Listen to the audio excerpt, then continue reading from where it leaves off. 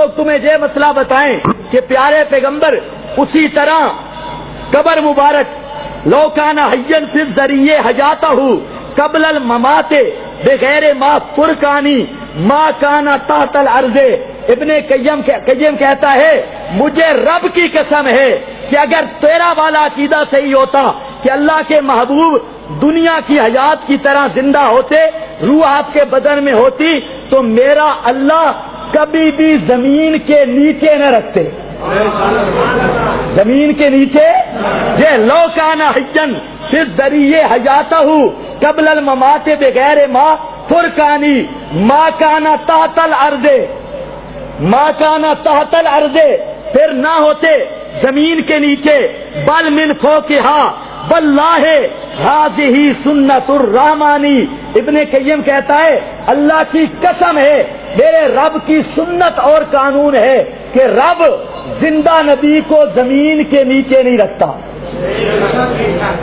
یہ قصیدہ ہے، یہ پہلا شعر ہے، اور فرماتے ہیں فَتُرَاهُ تَحْتَ الْأَرْضِ حَيًّا ثُمَّ لَا يُفْتِيهِمْ بِشَرَائِعِ الْإِيمَانِ۔ فرمایا تو کہتا ہے پیارے پیغمبر زمین کے نیچے زندہ ہیں، پھر فتوے کیوں نہیں پوچھتا؟ میں نہیں کہتا، یہ ابن قیم ہے، یہ کہتا ہے پھر یفتیہم بشرائع الایمانی، پھر ایمان کے مسئلے کیوں نہیں پوچھتا، پھر مولویوں کی تقلید کیوں کرتا ہے؟ کہتا ہے یریہ امتہ من الآراء والخلف العظیم وسائر البہتانی۔ اگر اللہ کے پیارے پیغمبر زمین کے نیچے دنیا والی حیات کے ساتھ زندہ ہیں، پھر مسئلے نبی کے چلیں گے۔ یہ ابن قیم کہہ رہا ہے، سید عنایت اللہ شاہ بخاری نہیں، یہ ابن قیم ہے، کہتا ہے پھر مسئلہ کیوں نہیں پوچھتا، پھر سارے مسئلے اللہ کے نبی سے پوچھ، پھر ابو حنیفہ کا مقلد کیوں بنتا ہے، احمد بن حنبل کا مقلد کیوں بنتا ہے، شافعی کا مقلد کیوں بنتا ہے؟ فرمایا تریہ امتہ من الآراء والخلف العظیم سائر البہتانی۔ اور آگے فرماتے ہیں نبیہم حی، واہ ابن قیم، نبیہم حی یشاہدہم ویسمعہم ولا یاتی لہم ببیانی۔ لے لمبی بات کر کے ابن قیم کہتا ہے اگر اللہ کا نبی زمین کے نیچے زندہ ہوتا تو پھر قرآن نے فیصلہ دیا ہے یا ایھا النبی جاہد الکفار والمنافقین، میرے پیغمبر جہاد کرو، قاتل فی سبیل اللہ، اللہ کی راہ میں قتال کرو، یا ایھا النبی بلغ ما انزل الیک من ربک، قرآن کی تبلیغ کرو، حرض المؤمنین علی القتال، مومنوں کو ابھارو۔ قرآن کہتا ہے پھر آپ تو آئے بھی امت جو مسئلہ بتانے کے لیے تھے۔ فرمایا تو کہتا ہے زمین کے نیچے دنیا والی حیات کے ساتھ زندہ بھی ہیں، امت کو مسئلہ بھی نہیں بتاتے، زندہ بھی ہیں، اور آ کر لوگوں کو کہتے ہیں جو جماعت سے نماز نہ پڑھے تو میرا دل کرتا ہے میں اس کے گھر کو آگ لگا دوں، خود زندہ بھی ہیں، مسجد نبوی میں آ کر نماز بھی نہیں پڑھتے، خود زندہ بھی ہیں، حضرت علی اور معاویہ کا فیصلہ بھی نہیں کرتے، خود زندہ بھی ہیں، حضرت فاطمہ الزہرا کے سر کے پر ہاتھ بھی نہیں رکھتے، خود زندہ بھی ہیں، حضرت حسین سے کربلا آنے جانے کا مشورہ بھی نہیں کرتے، خود زندہ بھی ہیں، جنگ جمل صفین کا فیصلہ بھی نہیں کرتے، خود زندہ بھی ہیں، ائمہ کا اختلاف بھی ہے، خود زندہ بھی ہیں، امت کا اختلاف بھی ہے۔ ابن قیم کہتا ہے اور زمین کے نیچے نبی کو زندہ سمجھنے والا یہ معاملہ مجھے سمجھا، میرے نبی کی تو ذمہ داری تھی کائنات کے سامنے حق والا مسئلہ بیان کرنا، تو نے کیا مسئلہ نکالا ہے؟ اور پھر فرماتا ہے افکان یاجز ان یجیب بقولہ ان کان حیا داخل البنیانی یا قومنا۔ سننا ہے، کہتا ہے یا قومنا، میری وہ قوم جس نے یہ عقیدہ بنایا کہ زمین کے نیچے اللہ کے پیغمبر اس حیات کے ساتھ زندہ ہیں جو دنیا میں تھی، یعنی آپ کی روح مبارک آپ کے جسد اقدس کے اندر ہے، غیر ما فرقانی وہی حیات ہے۔ فرماتا ہے یا قومنا، ایسی حیات کا دعویٰ کرنے والا استحیوا من العقلاء، استحیوا من العقلاء، شرم کر، میں نہیں کہہ رہا، کون کہہ رہا ہے؟ ابن قیم، قصیدہ نونیہ۔ فرمایا استحیو، حیا کر، شرم کر۔ استحیو کس سے؟ من العقلاء، عقل والوں سے۔ کہتے ہیں تو مجنون ہے، تو پاگل ہے، گدھا ہے، تجھے تو پتہ ہی نہیں۔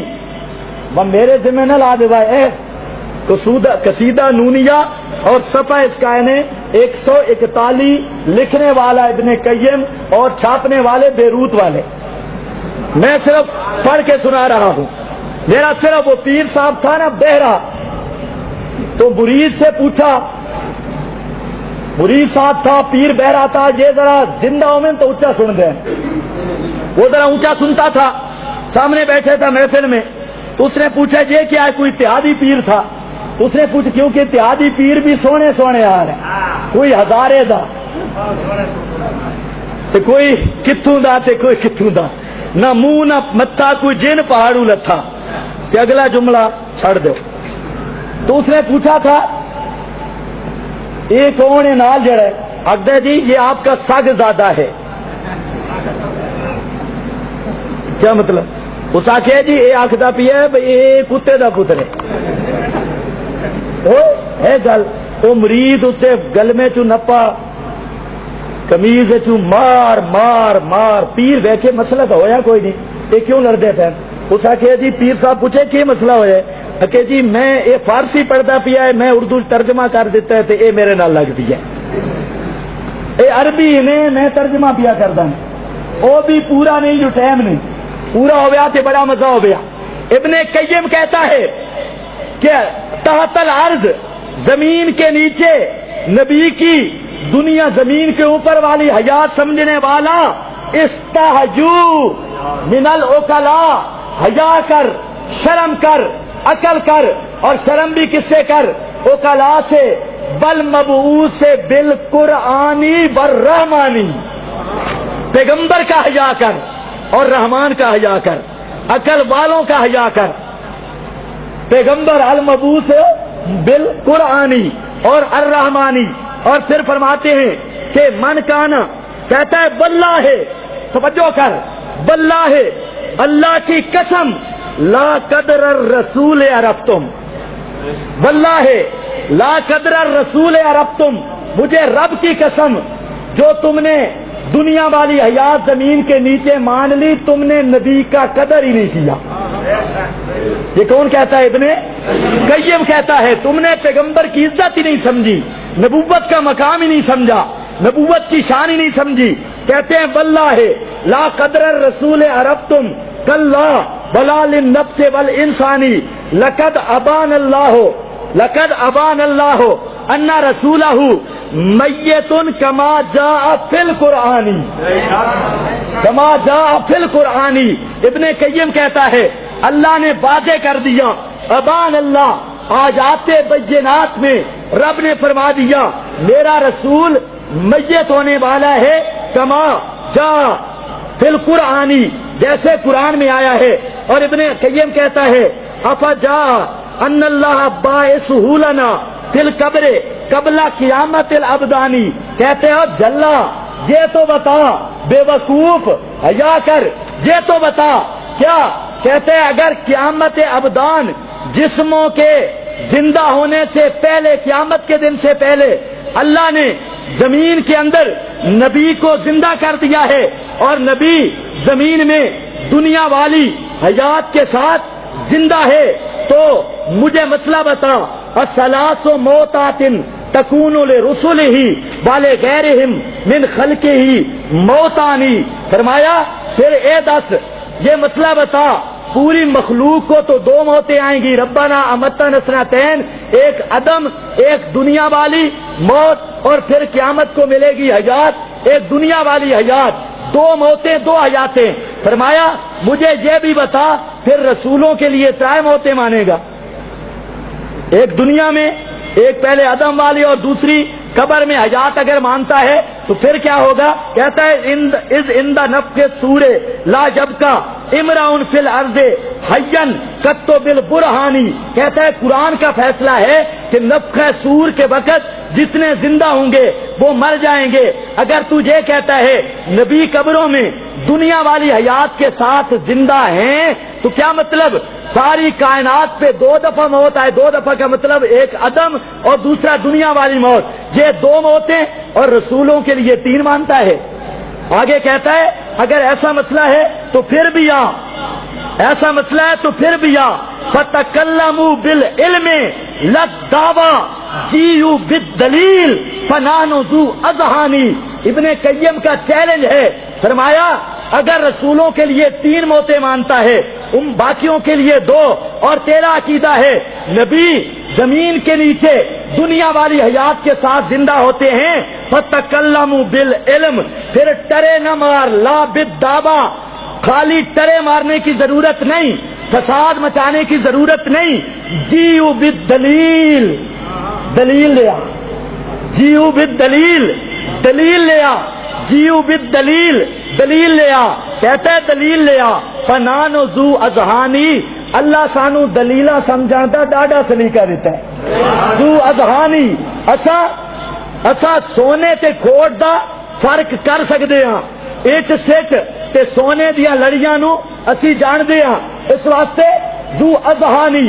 اور آگے فرماتے ہیں ایک اور جملہ مشورہ دیتا اس مولوی، اس پورے ترنڈے اتحادی نے ایک مشورہ ہے ابن قیم دا، کہتا ہے اچھا من کانا ھذا القدر مبلغ علم ہی فلیستتر بالصمت والکتمان، فرمایا جس دا اتنا مبلغ علم ہوے جو نبی نو دنیا والی حیات نال زمین دے تلے زندہ سمجھے، تو پھر ابن قیم آکھدا ہے فلیستتر، اس نو پردہ کرا دو،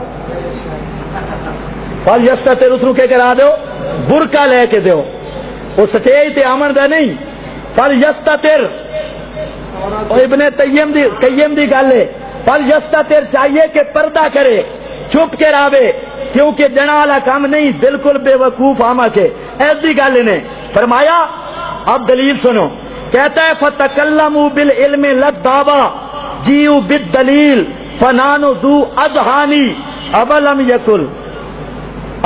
یَقُلْ، ابن قیم آکھدا نبی دے صحابہ بڑے جان دے یا تیرا علم بد گیا ہے؟ بڑی عجیب بات ہے، کون زیادہ جانتے تھے؟